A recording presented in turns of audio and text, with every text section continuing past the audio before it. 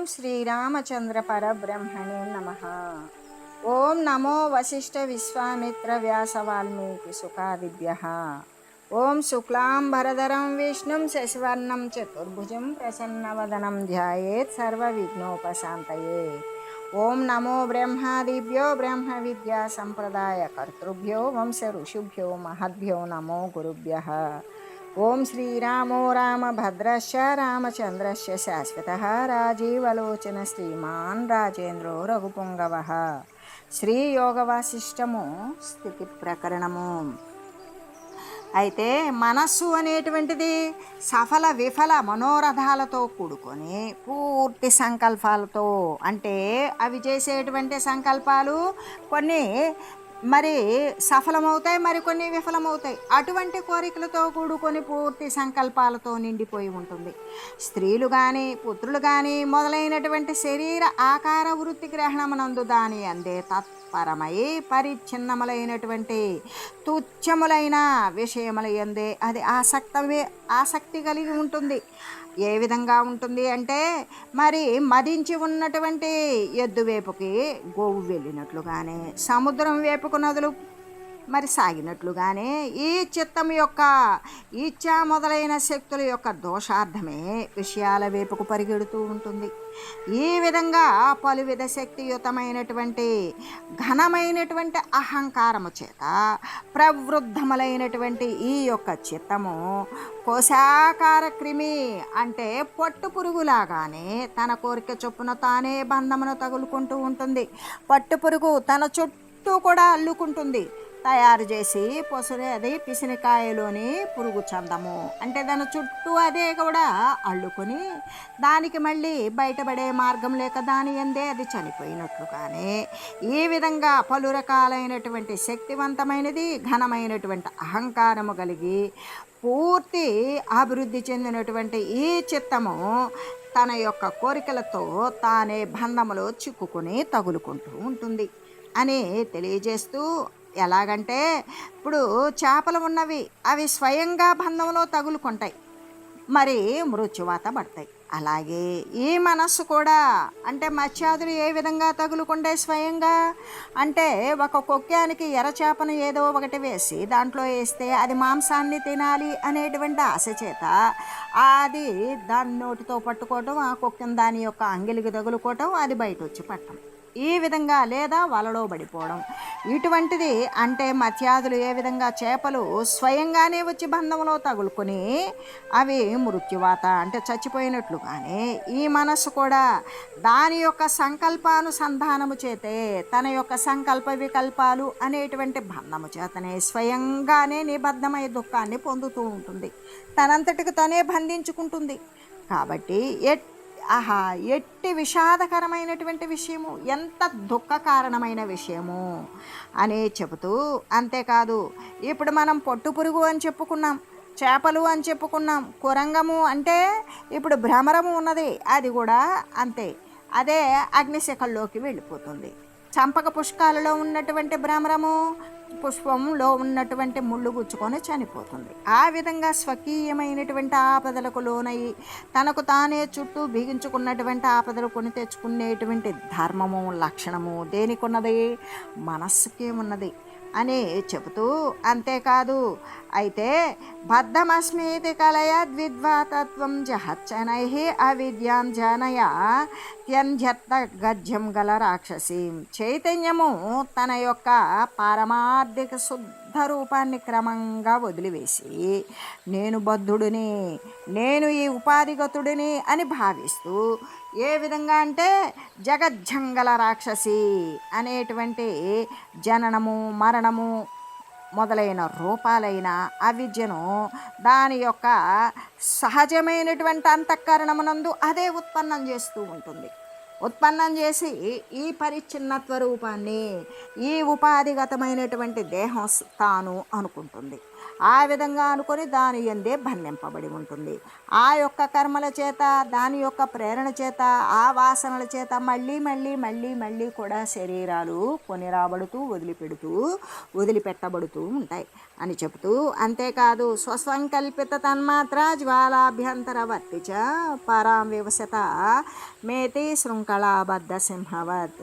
తన యొక్క సంకల్పరచితమగు, అంటే ఇక్కడ సంకల్పం దేని నుండి వస్తుంది అంటే తనకు తానే, తన మనసు ద్వారా తనే సంకల్పం చేసి ఆ సంకల్పరచితమైనటువంటి శబ్దాది విషయాలను బట్టి ఏ శబ్ద తన్మాత్రలు అయితే ఉన్నాయో, శబ్దస్పర్శ రూపరసగంధాదులు, మరి ఆ శబ్దాన్ని ఏ విధంగా అంటే శబ్దము దానికి ఆసక్తుడై, స్పర్శము ఆ స్పర్శకు ఆనందపడి, మరి రూపానికి లోబడిపోయి, రుచికి వశపడిపోయి, వాసనకు బంధింపబడి, ఈ విధమైనటువంటి శబ్దాది విషయాలను బట్టి జ్వాలయందు వసించున్నది.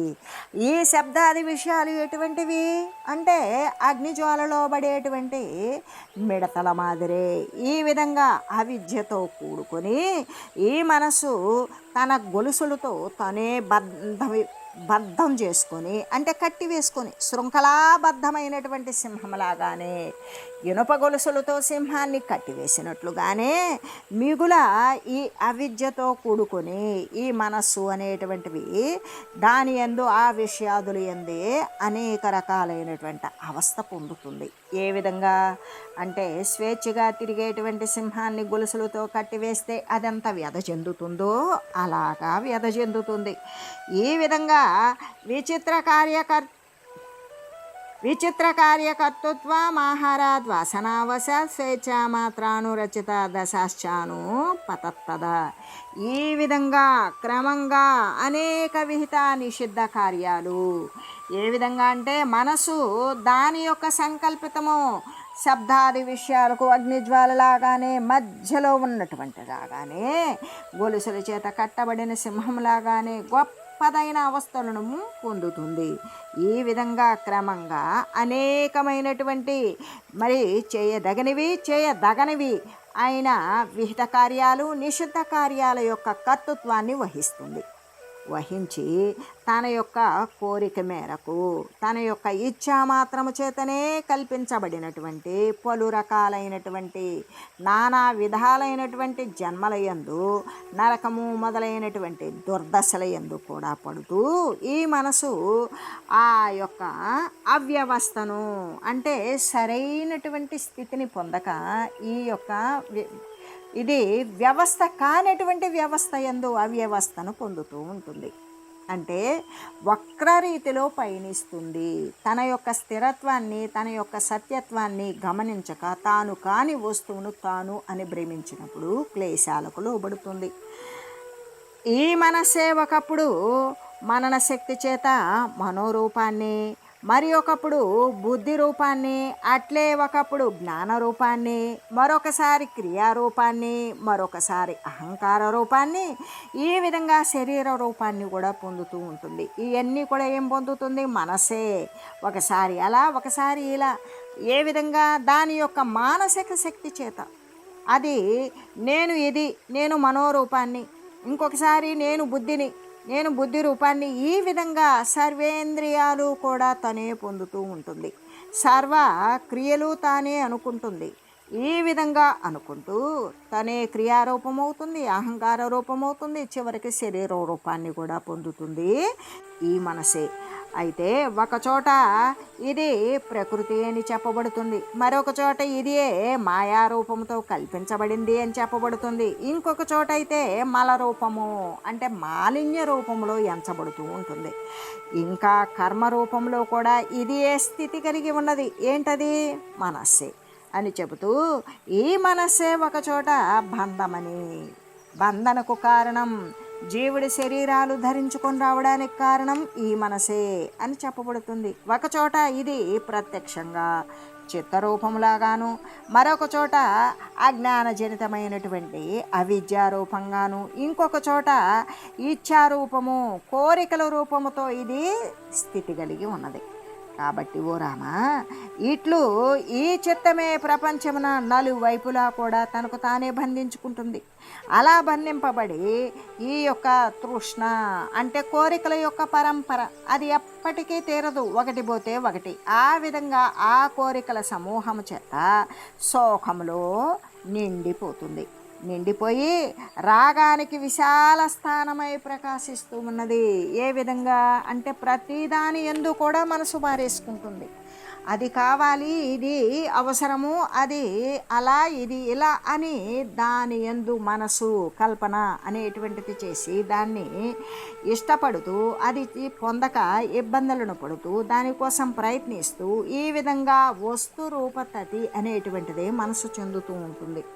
ఈ మనసు మరి ముసలితనము, మరణము మొదలైనటువంటి మూర్ఛల చేత కూడా, జననము మరణము మొదలైన భావనల చేత కూడా ఇది నష్టపడిపోతూ ఉంటుంది.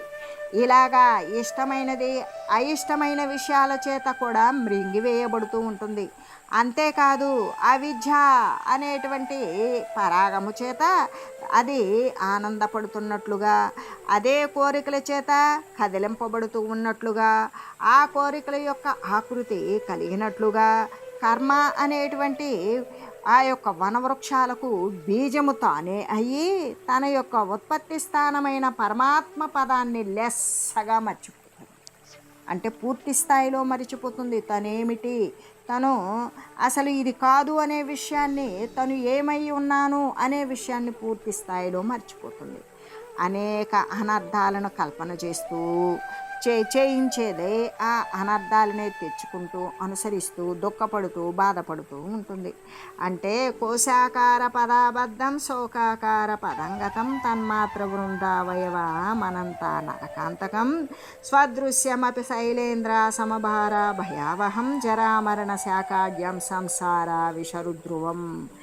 ఈ చిత్తము పొట్టు పురుగులాగా నలువైపులా బంధింపబడినటువంటి దుఃఖాన్ని పొందుతుంది. దానికి ఎటుపోయే మార్గం ఉండదు. దాని చుట్టూ అదే అల్లేసుకొని బయటకు వచ్చే మార్గం లేక దాంట్లో చచ్చిపోయినట్లుగానే వివిధ రకాలైనటువంటి నరక దుఃఖ అలతో కూడుకొని ఆత్మ కంటే భిన్నమైన దృశ్య రూపాన్ని మరి గురించినటువంటి యథార్థ జ్ఞానము తనదైనటువంటి స్వకీయమైనటువంటి దైవిక విచారణ లేని కారణం చేత అది మసుమేరు వంటి తన యొక్క భారము చేతనే భయము యొక్క ఉత్పాతాలు అనేటువంటివి చేసుకుంటూ ఈ యొక్క జరా మరణము, ముసలితనము, మరణము, జననము, మళ్ళీ స్థితి, మరణము అనేటువంటి శాఖల చేత పూర్ణమైన దుష్టమైనటువంటి ఒక విష సంసార వృక్షము తానే అయ్యున్నది ఈ మనసే అని చెబుతూ వటబీజము వటవృక్షాన్ని ధరించినట్లుగానే ఏ విధంగా మర్రి విత్తనము అది భూమిపైకి మొలకగా రాకముందు అంత పెద్ద వృక్షము కూడా విత్తనమునందు ధరించి ఉన్నట్లుగానే ఈ యొక్క ఆశాపాశము నిర్మించేటువంటిది ఏదైతే ఉన్నదో అది పురుషార్థ ఫలహీనము అయినప్పటికీ ఈ సంసారమును చిత్తము అనేటువంటిది ధరిస్తూనే ఉన్నది. ఓ రామ, చింత అనే అగ్నిశిఖ చేత దగ్ధమైపోతూ, కోపము అనే పెద్ద కొండ చిలువ చేత నమలబడుతూ, కోరిక అనే సముద్రం యొక్క తరంగాల చేత తను నశించిపోతూ, తన మూల కారణమైనటువంటి ఆత్మస్వరూపాన్ని మరిచిపోయినదైనా ఈ మనస్సును నీవు మాత్రమే నీవు ఉద్ధరించగలవు అని చెబుతూ సమూహాన్ని వీడినటువంటి మృగంలాగానే దుఃఖాక్రాంతమైన నశించే. ఏ విధంగా అంటే మరి మృగము అన్నప్పుడు లేడీ, జింక, దుప్పి వీటినే మృగాలు అంటాం. అయితే ఈ మృగము దాని యొక్క గుంపును వదిలి ఏటో వెళ్ళిపోయినప్పుడు మళ్ళీ గుంపు కోసం వెతుకుతుంది. ఆ సమూహం కోసం వెతికినప్పుడు అవి కనబడలా, అప్పుడు అది దుఃఖంతో బాధపడుతూ ఉంటుంది. అంతేకాదు అలాగే మరి విషయాగ్ని జ్వాలచే దగ్ధమగునది అంటే విషయాల చేత ఇది విషయాలు అనబడేటువంటి అగ్నిజ్వాల లాంటిదే విషయాదులు. ఆ విషయాలలో బడి అదేమవుతుంది, మనసు దగ్ధమైపోతూ ఉంటుంది. అంతేకాదు చిన్న మూల కమలంబులాగానే పరమ మ్లానియుక్తమైనది. అంటే ఈ యొక్క చిన్న మూల అంటే కమలం ఉన్నది, కమలం యొక్క మూల స్థానంలో చిన్నమైపోయింది, అంటే చిరిగిపోయి ఉన్నది. అది ఆ కమలము అనేటువంటిది ఏ విధంగా పరమ మ్లానియుక్తము, చాలా దళాలన్నీ వీడిపోయి అంత బాధతో కూడుకుని ఉన్నట్లుగానే, అట్లాగే మృత్యు కారణమున తన యొక్క నివాసం నుండి వేరొగడం చేతనే ఆయా పూర్వదేహముల యందలి అభిమానము చేత, అంటే శరీరానికి మృత్యువు అనేది వచ్చింది, ఆ కారణం చేత తన నివాసం నుండి తను ఏదైతే దేహమునందైతే నివాసం ఉంటుందో ఆ నివాసం నుండి అది వేరైపోతుంది మనసు. ఆ వేరవడం చేత మరి ఆ పూర్వదేహంలో ఉన్నటువంటి అభిమానాల చేత, వదిలిపెట్టబడినటువంటి దేహాల యందలి ఉన్నటువంటి అభిమానం చేత, వానిని వదిలిపెట్టవలసి రావడం చేత మరి భిన్నమైన అంటే అవయవాలు చెదిరిపోయి మరి ఖండింపబడి ఛిద్రమైపోయినటువంటి అంగాలు కలిగినటువంటివి అయినా అయ్యి, అంతేకాదు ఇంకా ఆయా దేహాల యందలి మిక్కిలి ఆసక్తి చేత అలా చిన్నమైపోయినా, ఛిద్రమైపోయినా, అంగవైకల్యమైపోయినా, ఖండింపబడిన, నశించడానికి జీర్ణమైన ఆ యొక్క అవయవాలను చూసి ఆ దేహముల యందలి కోరిక చేత, మిక్కిలి ఆసక్తి చేత కూడా దుఃఖాన్ని పొందుతూ ఉంటుంది.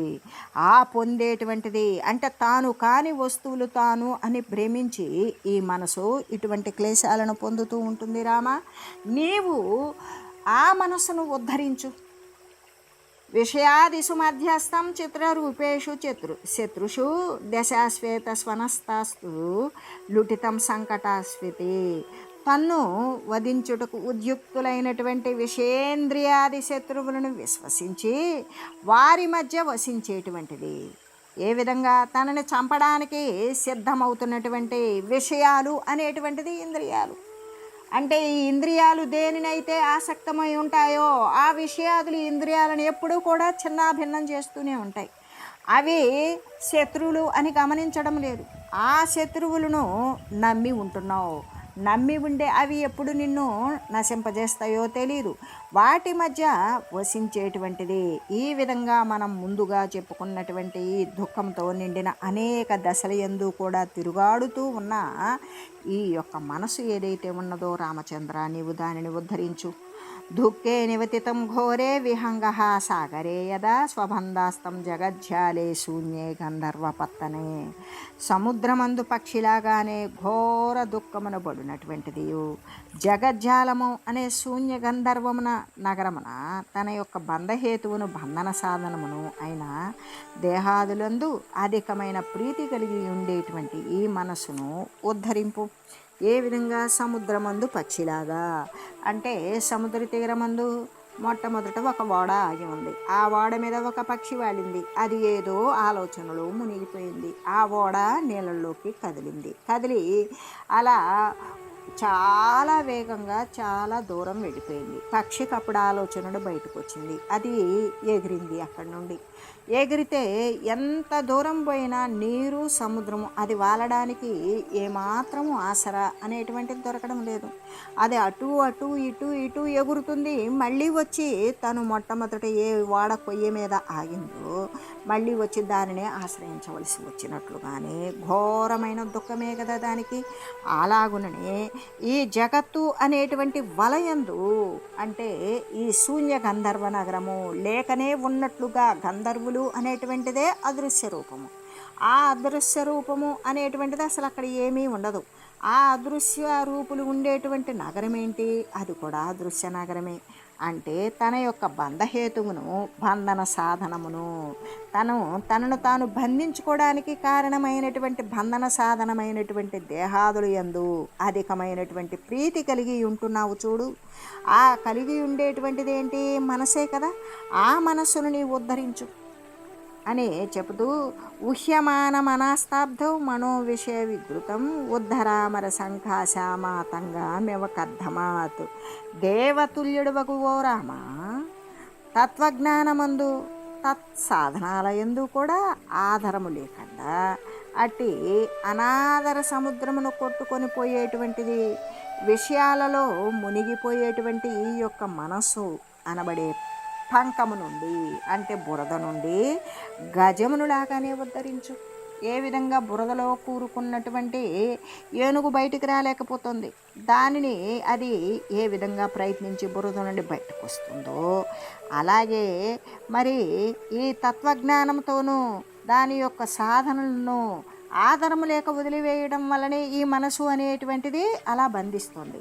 అయితే ఎప్పుడైతే శాశ్వతమైనటువంటి జ్ఞానాన్ని, శాశ్వత తత్వాన్ని పొందేటువంటి జ్ఞానాన్ని, దాని యొక్క ఆ జ్ఞానం పొందడానికి దానికి సంబంధించినటువంటి సాధనాల యందు కూడా నీవు ఎప్పుడైతే మిక్కిలి ఆరూఢుడివై ఉంటావో దాని ద్వారానే ఈ మనస్సు అనేటువంటి దానిని నువ్వు ఉద్ధరించగలుగుతావు అని చెబుతూ, అంతేకాదు దేవతలతో సమానమైనటువంటి వాడవు ఓ రామచంద్ర. తత్వజ్ఞానము దాని యొక్క సాధనాదులు అనాధరము అనేటువంటి సముద్రమును కొట్టుకొని పోవచ్చు ఉన్నది. అంటే ఏ విధంగా ఎట్లా అంటే తత్వజ్ఞానాన్ని ఆదరించడం లేదు, దాని యొక్క సాధనలను కూడా ఆదరించడం లేదు, అంటే వాటిని అనుసరించడం లేదు.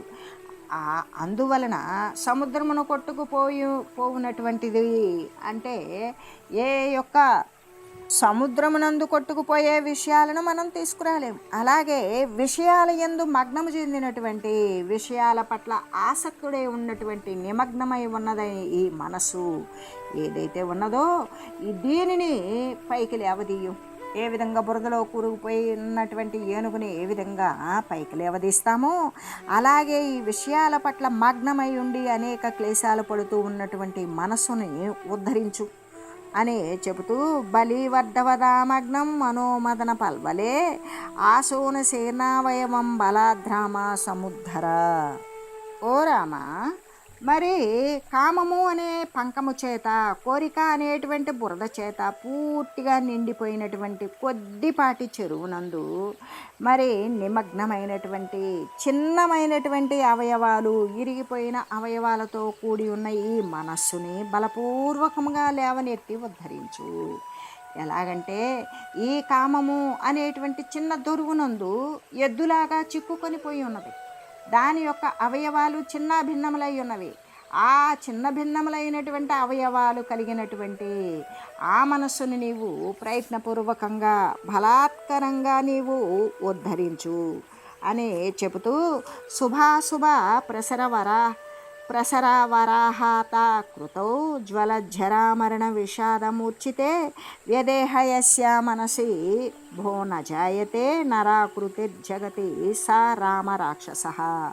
ఓ రామ, శుభకరమైన అశుభకరమైన కర్మలతో కూడినది అయి మలినమైనటువంటి ఆకారము కలిగినది భయంకరమైన ముదిమి అంటే ఈ యొక్క ముసలితనము, మరణము, మరి దుఃఖము మొదలైన వానిచే పూర్తిగా సమ్మూర్ఛితమైనటువంటి ఈ జగత్తును గూర్చి ఎవని యొక్క చిత్తమునందు క్లేశము అంటే నేను బాధపడుతున్నాను, ఈ బాధ నుండి బాధను తొలగించుకోవాలి అని ఎవరికైతే ఈ క్లేశము అనేటువంటిది నేను కష్టపడుతున్నాననే భావన ఉదయించకుండా కలగకుండా ఉంటుందో అతడు నిజంగా కూడా రాక్షసుడే అని చెప్పబడతాడు.